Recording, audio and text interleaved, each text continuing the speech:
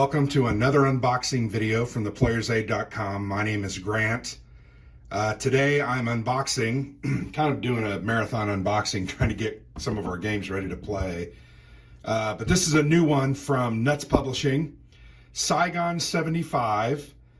The game is about the fall of Saigon, obviously in 1975. So the player, one side is the South Vietnamese, and another side is the North Vietnamese and the VC. And the goal of the game is to capture or protect Saigon. Pretty cool game, plays fairly quickly within 45 minutes to an hour, and frankly, pretty interesting. We played a prototype copy of this in August of 2019. I looked before I did this unboxing.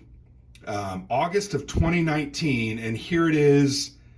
I'm unboxing this in May of 2023, so not quite 4 years from the Kickstarter to when they were able to get it fulfilled. I'm not sure.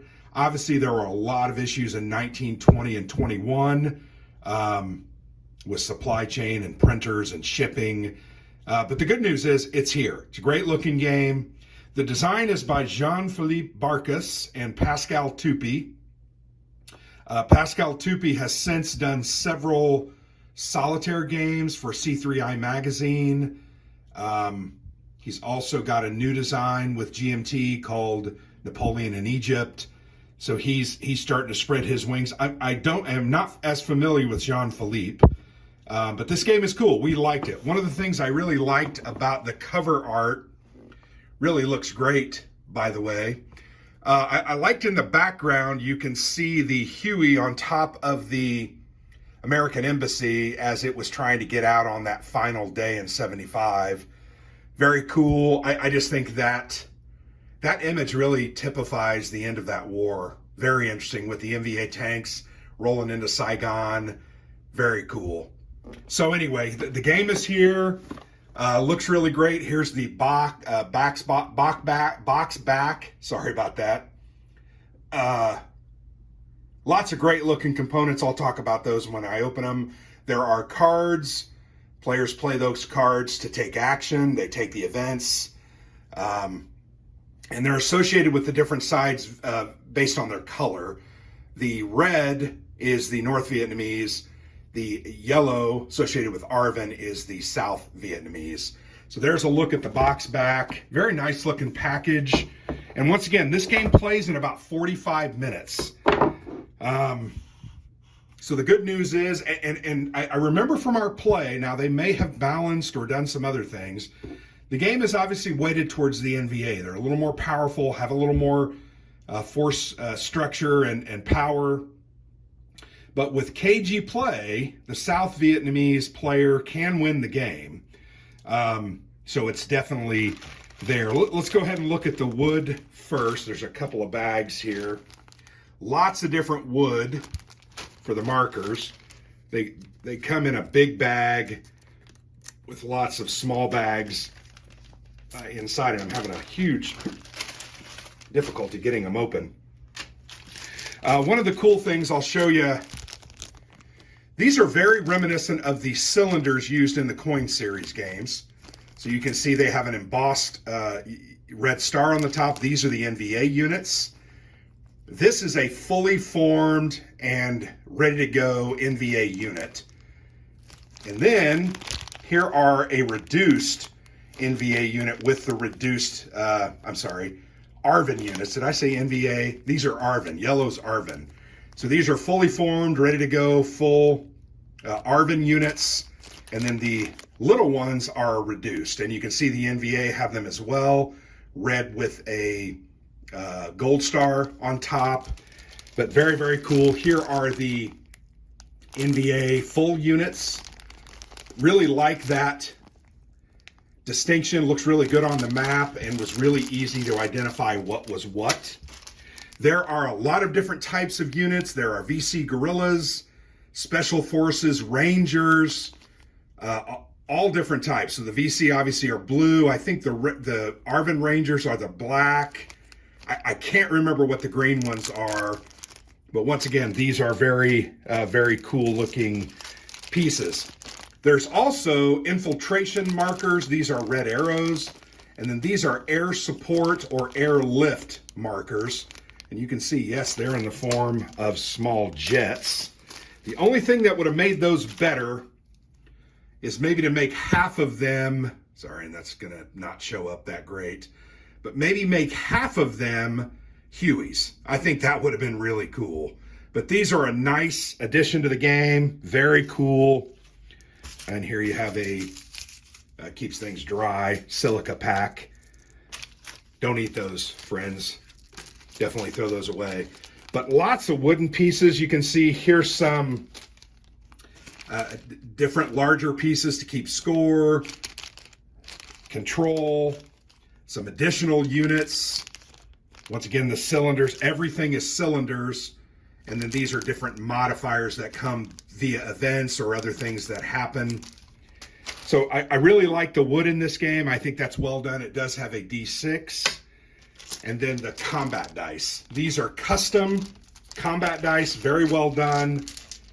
I feel like this game is akin to the Birth of America series games, and you'll understand, for those that have played that, you'll understand why I think that. That symbol is a retreat symbol. So when you roll that in combat, a certain number of units are going to have to retreat. That's a hit. And you'll notice there's only 2 hits on any single die, 2 retreats, and then 2 blanks. The dice are exactly the same, just different colors.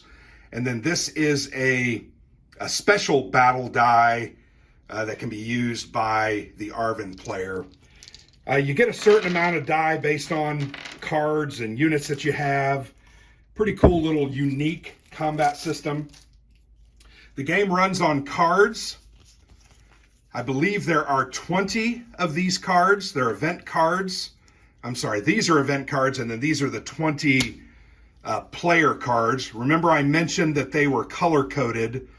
So the yellow, this is going to mean that this is a card friendly to the Arvin, the South Vietnam player. The green are neutral. And then the red are the North Vietnamese player. Earlier on, remember I said that it's kind of favored or slanted towards the NVA. This is one of the examples how that is the case. So here, just looking at the card Armored Support, the SV, the South Vietnamese player, suffers an extra hit, result in 1 combat of the next combat phase at the NV player's, North Vietnamese player's choice. NVA player declares play of the event after combat resolution. So that's what a lot of the cards are going to be. Events like that. Some are move and place units, redistribute units, get extra battle die, subtract 1 from battle dice. You know, very cool. I love the back of the cards. It's that same cover photograph. Then you have the event cards that are gonna go off as well. These identify, and I think some of these might be for solo play. I can't remember that.